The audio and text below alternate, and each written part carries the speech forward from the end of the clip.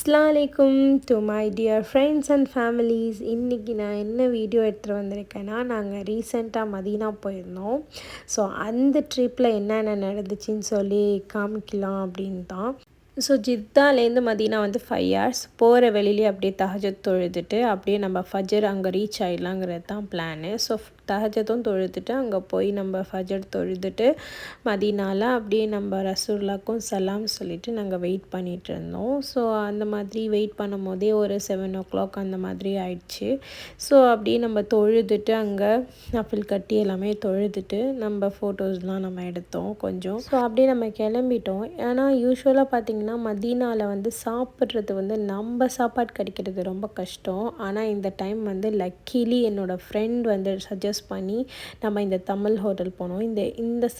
இது actually Kerala hotel. But சூப்பர்பாக இருந்துச்சு இங்கே சாப்பாடு. நிறையா வந்து ஆக்சுவலி இது ரொம்ப அன்எக்ஸ்பெக்டட். நாங்கள் மதீனா போனால் சாப்பிட்றதுக்கு ரொம்ப கஷ்டப்படுவோம். ஏன்னா அங்கே வந்து அவ்வளோவா கிடைக்காது. மோஸ்ட்லி அதுவும் வந்து ஃப்ரைடே அப்படின்னா சுத்தமாக வந்து அங்கே கிடைக்காது. ஸோ அங்கே ஜும்மாக்கு அப்புறம் தான் கிடைக்கும். கிடைச்சாலுமே வந்து அவ்வளோவா குட் ஃபுட்ஸ்லாம் கிடைக்காது. ஆனால் இந்த கடையில் பார்த்திங்கன்னா அவ்வளோ சூப்பராக இருந்துச்சு டேஸ்ட்டு. அதுக்கப்புறம் நான் கண்டிப்பாக வந்து இதை நம்ம ஷூட் பண்ணிவிட்டு நம்ம வந்து சொல்லணும் அப்படின்னு சொல்லிகிட்டே நான் வந்து ஷூட் பண்ணேன். அவ்வளோ டேஸ்ட்டாக இருந்துச்சு எல்லாமே. தோசை, சட்னி எல்லாமே வந்து ரொம்ப லைக் பண்ணி நம்ம சாப்பிட்டோம். ஃபுல் நைட் நம்ம ட்ராவல் பண்ணிட்டு அதுக்கப்புறம் வந்து ஃபுல்லாக ட்ராவல் பண்ணி தொழுதுட்டு ரொம்ப டயர்டாக வந்து நாங்கள் போனோம்.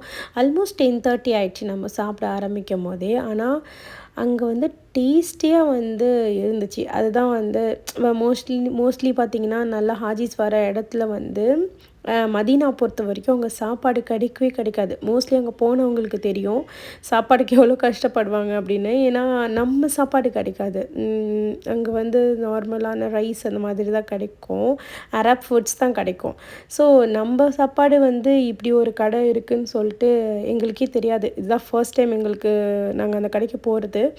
ஸோ அப்படி போகும்போதே பார்த்திங்கன்னா டேஸ்ட் வைஸ் வந்து அவ்வளோ அருமையாக இருந்துச்சு. ஸோ அதனால இந்த கடையை வந்து கண்டிப்பாக நம்ம ஷேர் பண்ணணும் அப்படின்னு சொல்லிட்டு நான் இந்த வீடியோ எடுத்தேன். ஸோ என்னோடய ஹஸ்பண்டும் சரி, அதுக்கப்புறம் என்னோடய பிரதர் அண்ட் எவ்ரிஒன் லைக்ட். ரொம்ப பிடிச்சிருந்துச்சி. அதனால தான் இதை வந்து நம்ம ஷேர் பண்ணோம். இவங்க வந்து ஃபுட் டெலிவரி கூட பண்ணுறாங்க. ஸோ அதனால் ரொம்ப லைக் பண்ணி சாப்பிட்டுட்டு ஹாப்பியாக அப்புறம் நம்ம குபா பள்ளி போனோம். குபா பள்ளி போயிட்டு அப்படியே ஒவ்வொரு பள்ளியாக நாங்கள் விசிட் பண்ணிவிட்டு நாங்கள் வந்து அப்படியே ஜித்தா கிளம்பி வந்துட்டோம். இந்த 1 day ஃபுல்லாகவே வந்து நாங்கள் வந்து மதீனாவில் தான் ஸ்பெண்ட் பண்ணோம். அப்படியே வந்து நம்ம கூபா பள்ளி உள்ளேயும் வந்து ஆக்சுவலாக கிட்ஸ் அலோவ் பண்ணல. அது கொஞ்சம் கஷ்டமாக இருந்துச்சு பேபிலாம் தூக்கிட்டு போயிருந்ததுனால. பட் நம்ம வெயிட் பண்ணிவிட்டு நான் ஃபஸ்ட்டு போயிருந்தேன். அந்த மாதிரி போய் தொழுதோம். ஆக்சுவலாக கூபா பள்ளி பொறுத்த வரைக்கும் எனக்கு அதோட இன்டீரியர் ஆஸ் யூஷுவல் எனக்கு ரொம்ப பிடிக்கும். ரொம்ப நீட்டாக மெயின்டைன் பண்ணியிருப்பாங்க. அங்கே வந்து கிட்ஸ் எல்லாம் அலோவ் பண்ண மாட்டாங்க மோஸ்ட்லி. ஏன்னா வந்து அது அடுத்தவங்களுக்கு டிஸ்டர்ப் பண்ணோம் இல்லையா தொழுகும் போது. ஸோ அதனால ஒரு நல்ல எண்ணத்துக்காக தான் அவங்க அலோவ் பண்ண மாட்டாங்க. ஸோ அவங்களுக்காகன்னு தனியாக இடம் வச்சுருப்பாங்க கிட்ஸோடு வந்து தொழுகிறவங்களுக்கு. அப்படியே தொழுதுட்டு நம்ம ஜித்தா கிளம்பியாச்சு. அதுக்கப்புறம் டயர்டாகி தூங்கிட்டேன். அதனால அவ்வளோவா வீடியோஸ் எடுக்கல.